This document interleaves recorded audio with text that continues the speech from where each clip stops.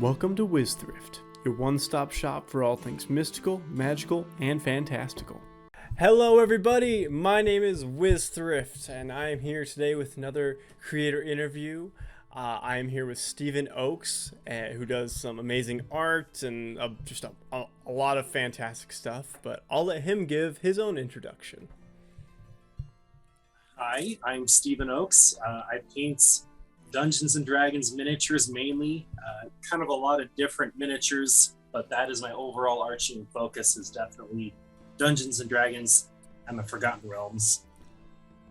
I started off, if you want me to kind of give a background, kind of everything, I grew up drawing mainly, I was illustrating, and got in lots of trouble. I ran a forgery report card side business in middle school to help pay some lunch money, and ran that for a bit using my drawing skills. And when I became an adult, I kind of veered more into painting, digital painting and comic books. That became a big part of my career, and then kind of took up playing Dungeons and Dragons again. I kind of got a few opportunities as a kid to play. I don't think I was ever allowed to play Dungeons and Dragons, like the official game of my upbringing. Very religious family, and I don't think they really knew what it was exactly. So they were just like, well, I heard some things that may or may not have happened. Better be safe than sorry. So that wasn't very kosher. But I played Hero Quest, which is, as we know, one of the many fun spin-offs of D&D. Yeah. So I loved Hero Quest. I played the heck out of Baldur's Gate 2, the video game growing up. That and reading the Legend of Drift series drew like a huge love for the Forgotten Realms universe, and kind of segue into, it was a hobby, Dungeons and Dragons about 8 years ago, painting minis, playing the game. I started playing tons more, and then just painting, and it kind of grew from there. That's fantastic. I mean, yeah, same kind of grew up in a religious home, and same thing. They weren't like you can't do that, but they were kind of like, let's just kind of stay away from it. But Harry Potter was fine. All the movies and everything was fine, but you just don't participate. So I totally get it. Instead of saying Lich, we'll say Voldemort. Exactly. Instead of saying Phylactery, we'll say Horcrux. Same exact thing. Yeah, it's really funny how people's perceptions and things change if it's like this big media thing, or if it's nerds in a room playing with a bunch of action figures, essentially. So, yeah, sure.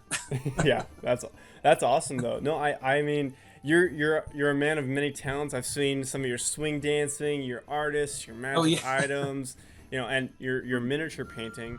And you said it all kind of started as like this forgery business, but where do you feel like you get your creative inspiration from? Definitely, I would say largely from the sources of I try to get a little bit from everything, so I'm not copying anything. Mm-hmm. It's nigh impossible. Anytime you think you've invented a unique story or unique story element, it's at least derivative of something, and that's already been done. Yeah. Growing up as a kid, making up superheroes, like that's always the thing, is being creative. But like, we're so advanced as a society with our documentation of history and all the new the Odyssey and all these old stories are old, man. And now we have access to all the other country stories and anyway. So I try to be unique, but I definitely, to answer your question, try to pull. Forgotten Realms is a huge inspiration. Superheroes are huge. I DM a lot, and I homebrew my own versions to kind of incorporate like some superhero elements. So like I've done a campaign where players are werewolves that aren't just using the basic rules for werewolves. They kind of take on some unique elements. I made werewolf classes. I made an X-Men version for Baldur's Gate 2. I made my own Baldur's Gate 2 campaign that I run as well. That's really cool. Yeah, so I also DM for hire now too. So we're getting ready to start one of my games. We're going to do the Baldur's Gate 2 story mixed in with some X. So that'll be a lot of fun. That's really cool.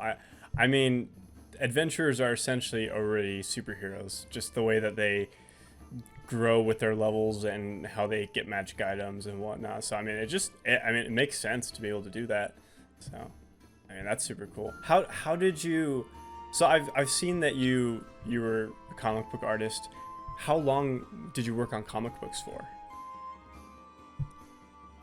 Started pretty soon after I got married, so Okay. I'd say I did comic books, and to get by, a lot of just commission work, a lot of Kickstarter work.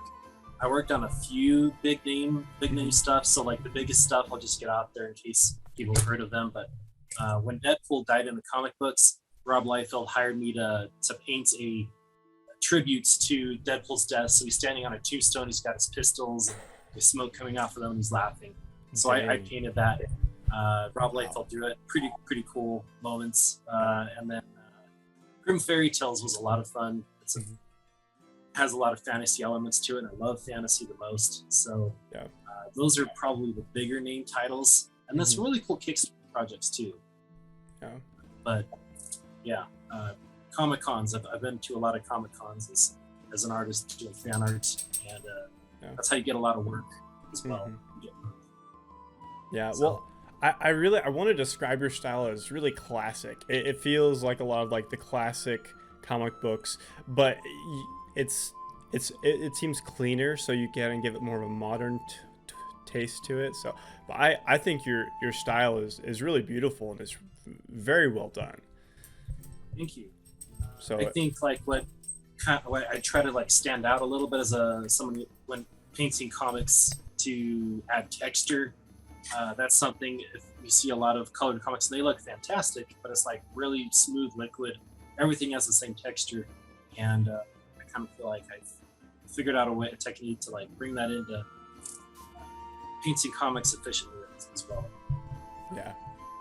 Thank you so much. No, yeah, no. I love. Other than your miniatures, that when I was looking through all of your work, I didn't even realize how much comic book stuff you had done, and hearing you talk about doing that Deadpool art and really being a part of the industry, I think that's such a really cool experience. I mean, obviously we're here to talk about D&D and fantasy, but what was your experience like working with comic books and meeting these really amazing artists and storytellers? It's been a lot of fun. Definitely, Comic Cons are a really great way to meet other writers and artists in person. It's just completely different than talking through a social media message, which is how, oddly enough, like my business email is Facebook and Instagram. So so meeting in person and getting to talk to people in person, you develop a much closer relationship. You get to kind of hear what they're hoping to do with their art next, kind of some new things that they're trying or experimenting with. You get to hear some cool new opportunities. It's been a lot of fun. And in college, I wasn't too sure what to expect meeting other artists. Or like, is it going to be really cutthroat? People be really kind of mean and try to get out competition. But no, even meeting people who could be competitors has always been great and enriching experience. I think artists kind of enjoy that creative aspect, so they like to empathize. And I think they kind of see like we're always stronger when we stick together and network. And artists at Comic-Con are kind of a lot like gypsies, so they'll watch your back. We'll try to watch your table for you if you have to step away. That's really cool. I love hearing from people who have actually been in those types of industries how the positive of it. Obviously, there's always going to be some negative, but hearing that it is a good experience and that these people watch out for you and want to support you. I mean, that's what I've found in doing these interviews and becoming part of like the D&D community is it's very supportive, and everybody, if they'll respond, usually wants to help out and usually wants to be a part of something. So that's fantastic. Well, kind of. Oh, sorry. What were you gonna say? I was just gonna kind of tie back in D&D a little bit with something like I thought of a lot. So I live in Utah, and I grew up LDS, I had an LDS upbringing, and there's this belief, you know, it's kind of ironic with the way that a lot of some religions at some periods of time have looked at D&D is in the LDS faith, and like the best kingdom of heaven, you get two unique features, and that's you get to live with your family for eternity, and the other thing is you get to build and create worlds. Yeah. So why isn't there a huge exodus of LDS folk, Mormons, all playing Dungeons and Dragons? I'm sure they are, but I'm still waiting for the prophet to talk about it at a general conference. Be like, hey guys, just so you know, there's this great game to prepare you guys for your love and motivation to enter. I mean, President Uchtdorf, this is just showing my beliefs and everything as well. President Uchtdorf talked about The Hobbit a couple of years ago. So, I mean, I think they're getting there. I think they're getting to it. So, he's pushed creativity a lot too. Yeah. No, I agree with you. The whole, I've many nights, many hours thinking about the creating worlds thing, and just how, because for a long time I want to be an author, and I want to be a creator, and for a long time I was like, am I actually contributing anything to the world? Like, if my dream of being an author and a creator comes to life and I'm able to do it full time, and you know, is that goal actually worthy of, you know, spending the rest of my life working on? And I came to the conclusion that yes, it is, because stories have changed my life. They've not only helped me meet new friends, but they've helped me become a better person and improve myself. So I really like that you've thought about that and that you're able to bring that up. So yeah, on that note, when like I watched the Lord of the Rings trilogy at certain key moments, especially in the latter two movies, or Avengers Endgame, when the heroes assemble, there's some really powerful, spiritual, even I would say, deeply spiritual experiences that you can feel if you're able to channel that energy and focus on it. I think that's why we all relate to it and love it so much. And I think those are powerful. They unite us as humans together. They unite us as people, and I think those are beautiful things that encourage harmony, encourage things that are good. Yeah. And I think what you're saying on a spiritual level, and I don't think it's just like, you know, our belief of the spiritual. I think there's something about coming together and fighting against or opposing something evil that is it's just good. Yeah. And these stories, you know, Lord of the Rings teaches us to persevere and to not give up, and that no matter how strong the temptation is, you can overcome it, even if it is literally like this ancient artifact that has turned like demigod beings into fallen angels, essentially. It's like it's beautiful. It really is amazing. Yeah, you get those moments where you're like, there's no way the good guys can win. Yeah, like when you're watching, you're like, oh, this guy can show up, this thing can happen.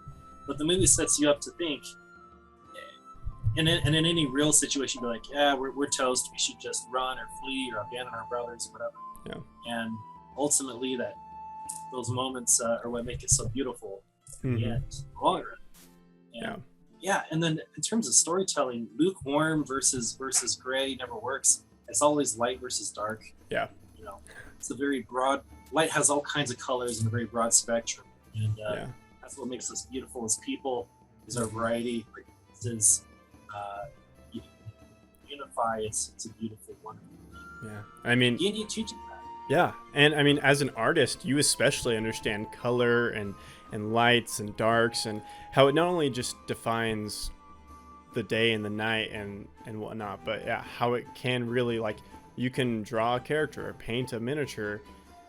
You could paint the same miniature two different ways and they could look completely different. And I don't know, just kind of bring it into that. That's just something I thought of. So Yeah, thank you. mhm. That's a great analogy. Yeah, I love that. I mean, kind of talking about miniatures, it's like it's your job. Do you have a favorite miniature that you have painted, or maybe one that was like you're the most proud of? Sure. So if you follow me on social media, or if you follow Joe Manganiello, Hmm. kind of who I consider the king of Dungeons and Dragons, more or Yeah. less at this time. And I give him that award not just because he's famous, but because he's a great guy. You know that he doesn't need Dungeons and Dragons uh, to just as you know he's eliminated this barrier where it wasn't cool to play D&D, and I credit that to him because he has this mantle of cool. Yeah. He has, many people have dubbed Sofia Vergara as most beautiful woman in the world. He's got the princess. He's got this rock hard bod Yeah. that he works so hard for. Yeah. He was in Spider-Man. He's done so many cool things. He goes on cool adventures. He's got this mantle of cool. And he said, hey guys, I am cool. Everybody knows I'm cool. And I want you to know, what I really think is cool, in no uncertain terms, and what I love is Dungeons and Dragons. It's creating my own world, role playing. Such a beautiful thing. And it's so cool to be when I'm at Comic-Con, I got these guys who were like, they look like they could bench a truck, and they're like, hey man, that Tiamat is sweet. And I'm like, thank you. Yeah. It's really cool. These guys are kind of taking and following his example to see, just be confident in what you do, be your best person. And that absolutely can, and in many cases, I think ought to include, creating your own worlds and being creative and enjoying that with your friends. Yeah. Man, and friendships that you build through D&D. When I needed help moving, when my brother passed away this year, who helped me a lot was my friends specifically from my group. He showed up and helped me move. They comforted me when I needed it. I helped them. You bond through these simulations on the board, and those friendships can hopefully last a lifetime. And it's great.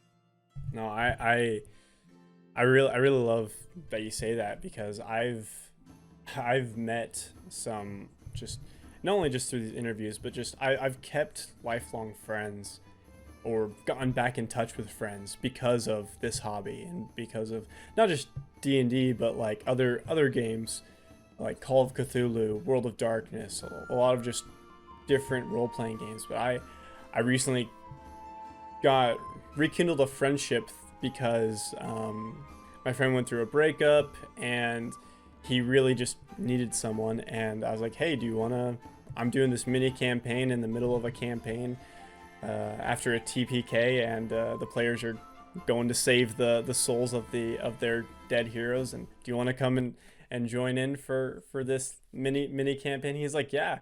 He comes in, and I kill him in the first session.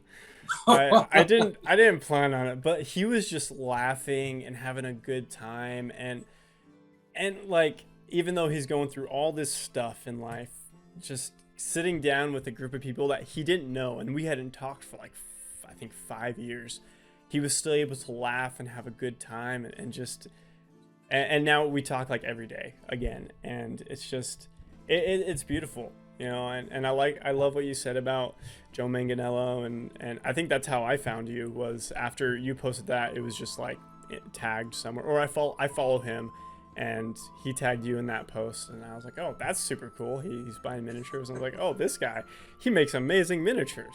So yeah, Cool. just being able to meet new people and experience new things, it's just it's that's why I love storytelling. That's why I love collaborative storytelling.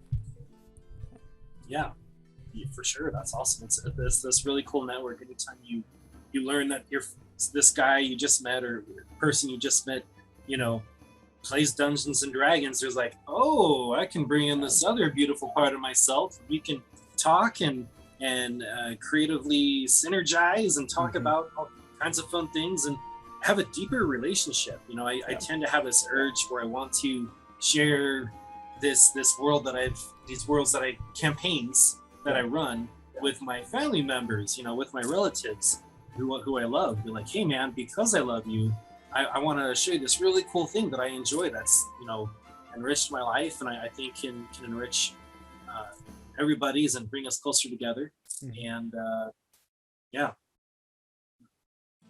I think it really is fantastic, and I think it's funny. I learned a couple months ago that like my cousins are playing, and just other family members are getting into it, and I've gotten all of my, except my dad, I've gotten all my family members into the game, and it's just I think it's I think it's funny how cool it's become, and partly because of Joe Manganiello, Critical Role, you know, just the past 7 years or so, or maybe 8 years, I don't know, the past years, it's just become a cool thing to do. And I think everybody has at least tried it, or they at least kind of know what it's about now.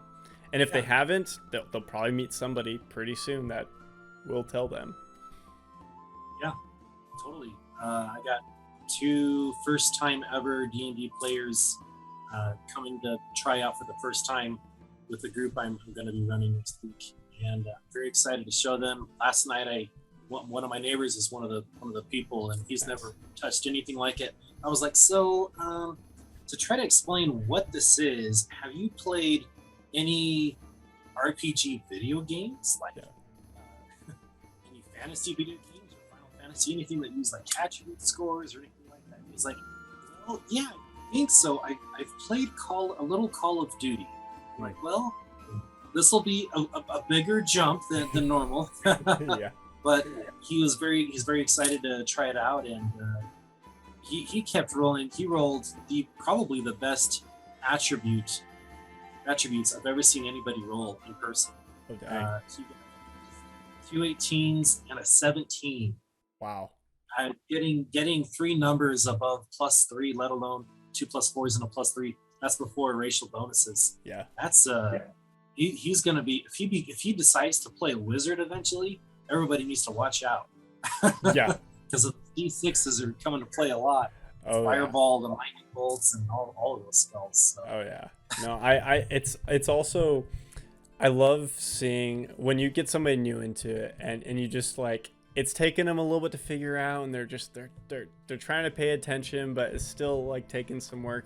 But then there's a role play moment, or they kill the bad guy, or then there's something clicks, and they're like, oh, I get it. Maybe they don't say that, but you just know they're like, oh, I get it now. Okay. In their body language, they like start rocking. They're like, yeah, I know what I'm gonna do on my next turn. Yeah. Or they're amped. Yeah. That's just so rewarding. I still like. You mentioned that I have like memories of certain players.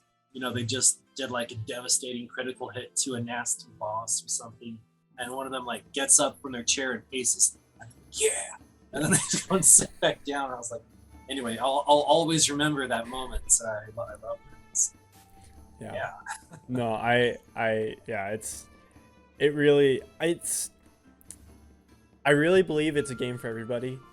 And for people who like play it once or twice and don't get into it, I'm like, no, you gotta try a little bit longer. It takes a little bit of work to get into it. It takes some investment, but once you get going and you have some investment, like it will happen. I promise. Yeah. I think it happens when they realize like I can create a superhero or a character, a hero, archetype that I looked up to and never really get to experience, and there's this safe environment. We actually don't have to worry about getting decapitated by an orc or eaten by a dragon. Yeah. Yeah. But the friendships are real, so yeah. Yeah. No, they really are. They really are real. And it really is just, it's the best game. And not even just D&D, but just role-playing games in general. It takes the board game genre and just or video games, movies, media in general, and just it steps it up. Even if your dungeon master doesn't play music or have miniatures or is, you know, super descriptive, just getting together with people and having a good time is just, it's just fun. You know, it's what we're meant to do as people, is come together. Yeah. For sure. And I've never tried the gummy bear or goldfish Dungeons and Dragons, but that sounds like a really fun low budget way. You already got snacks and miniatures taken care of from like a really small purchase. Yeah. I mean, you know, when it's your job and you have these beautifully painted miniatures, I think it'd be a little strange if you used gummy bears and goldfish. But hey, you know what? Maybe you're very particular about, you know, you guys are fighting a goldfish right now. So. Yes. Yeah, it's a goldfish golem. Yeah. you're just like putting it together with like Cheese Whiz. Yes. Yeah. This baker has just had it with this town. Oh man. He's so fed up with them. Yeah. And he finds the spell book on how to make a golem. Yeah. And he just starts putting together all these pastries to make a massive goldfish army. That would be a hilarious story if it's just like bread golems and like souffle oozes and creme brulee. Yeah. I think we might have just created something that no one has created. Yeah. No, wait a minute. I know there's Candyland and I know there's stuff out there, but I think if we do like a what would be a good like villain class for this baker? Would it be like an artificer where he's imbuing, or would it be like an enchanter wizard, or I don't know about necromancy because you want to eat the stuff. So That's true. Yeah. Just something with a bunch of summons. Yeah. Is that element Conjuration. from the necromancer, the bringing nothing that ever lived before to life, the artificer element, kind of marry the two. Mm-hmm. Yeah, I love it. Yeah. We'll brainstorm. Yes. Yeah. And you'll make the miniatures for it. Yeah. There we go. Yeah. That'd be the very quick job trip to the store. Yeah. Take care of that. Yeah. Call up Joe Manganello, have him get us in contact with Hostess, and we will we'll have them sponsor us. Yeah, it'll be good. March of the Ho-Hos. Yes. Yeah. That would be a good one, and they can make candy dice. That's a good idea. Yeah. Anyway, we got on a tangent, but hey, you roll on the table. You go. You got it in your mouth. Yeah. Or that's your dice roll. Or the dice rolled really bad, so you just throw it in your mouth and start chewing it. Nope. That's awesome. I before we get going, because we're getting into the time here, but I had a few more questions for you before we end. So I found that throughout your work on your Instagram, you had a lot of like spiders or spider themed pictures. What's your obsession with spiders? So glad you asked that. I was terrified of spiders as a kid. I wasn't too concerned about them, and then I had a sleepover, and me and my friend watched Arachnophobia together, and we were just 9 years old, and that was like maybe the first scary movie I'd ever seen. So I was terrified. Gotcha. Specifically the spiders from that point forward. Reaching into a bush, I don't think so. I know how they work. I saw that. So reaching into lamps, I'm like checking the lamp first. Grew up terrified of them, and then at some point, I just started appreciating them. I think I started watching them on National Geographic and learning all the different types. You know, there's spiders that go underwater, taking air bubble particles, bringing them underwater into a leaf or something, anything they can find, and they make what's called a bell. So it's just a giant air bubble, and that's their nest. They live there. They live underwater in this air bubble, breathing oxygen, and then they go out to swim, eat little minnows and shits. That's just crazy. We're not safe anywhere. Safe anywhere. They made it to the water. We got spiders that balloon upon birth. We got spider colonies that coexist and work together in South America as like the ants. That's just no. Gosh, freaks me out. Have the healthy fear and respect to them, but I find them just deeply fascinating. Their anatomy is very eerie, but very challenging artistically, making it more rewarding to draw. Yeah. Over hard to kind of learn spider anatomy and get better at that. Yeah. I'm fascinated with them. I've actually made a number of homebrew clash/race combos to play as the giant spider. A few different renditions of that. Okay. I mean, that's really cool. Red Thread was a nurturer spider. Oh. He would make hammocks for townsfolk. He would crochet, and he would. His goal was to find a family because he was one of those crazy South American colonial spiders, and he was missing his colony because he transported from another dimension to the game, and so the party wound up becoming his family by the end of the campaign. Probably the most heartfelt character I had ever played. That's amazing. I mean, as creepy crawly and scary and as like kind of gross that they are, you're right. They are very fascinating. I remember I wanted to be Spider-Man, like most teenage boys, for the longest time, and I was like, if I'm gonna be Spider-Man, I have to overcome my fear of spiders. And so I found a biology textbook. I found the section on spiders, and I forced myself to just look at it and just draw, and yeah, definitely not as good as you, but tried to draw and stuff. That's really cool though. Yeah, I think that's terrific. Yeah. Those books have some realistic photos. They're kind of, when you're a kid, they're kind of scary to touch.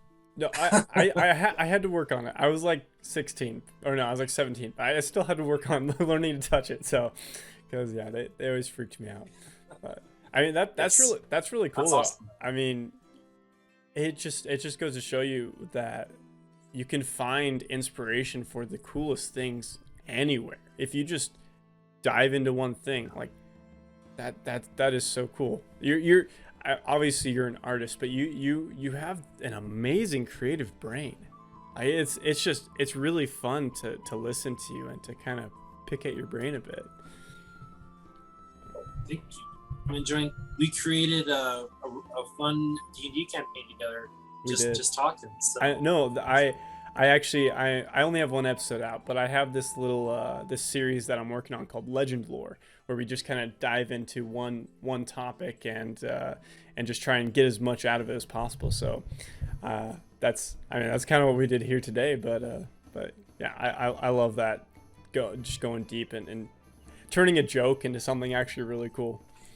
So yeah, oh yeah, for sure. Yeah, well, let me see if I have any other questions. Oh, I saw on your Instagram. Did you work on Descent to Avernus? I didn't know. Okay. But I did paint Joe Manganiello's characters from the book, which gotcha. he wrote in the book. Yeah. Created the Dark Order, which starts with, of course, Archon the Cruel, Krull the Turtle, and Torogard the Minotaur bodyguard. But he commissioned me and had me paint his characters for that campaign. Gotcha. For his personal collection, and I've done that with so I've indirectly through Joe painted Tom Morello's character. I've painted the Big Show's character. I've painted all these other guys' characters for his D&D campaigns, and the dragon from the Hero Quest module, which he wrote, he had me paint that for him. That was unattached, so this is just mine. Gotcha. Attachable rooftop Cool. from Toro. Okay, cool. But, yeah, I've painted about 85% of his up-to-date collection. Right now, it was really fun to go over to his house, and I don't have most of my miniatures. He has so many of them, so it was like being reunited with all these long lost projects, and it was really awesome. I went over there for the day, and it was great. So Dang, that is super cool. That's fantastic, man. But yeah, I saw that you posted something and you're like the word is out or something like that. And I was like, oh, because I've played through the like last month my a 2-year group we finished Descent into Avernus, and so I was like, oh man, did he work on it? But I mean that's pretty close to actually working on it. So Yeah, I feel pretty great about it. I mean, we don't mass produce, you know, pro paints and minis for the game. That's always a very personal, customized thing because of how long it takes. yeah, oh yeah, no, Yeah. Kroll alone is just insanely intricate with all the runes on his spiked back. Like yeah, it's pretty crazy. Dang. Well, Steven, I wanted to thank you one for coming on, even though I was a little delayed, and also just being so cool and talking to me and helping me come up with some really cool ideas for an awesome little mini campaign of a bakery necromancer or something. But I really appreciate you so much for talking to me.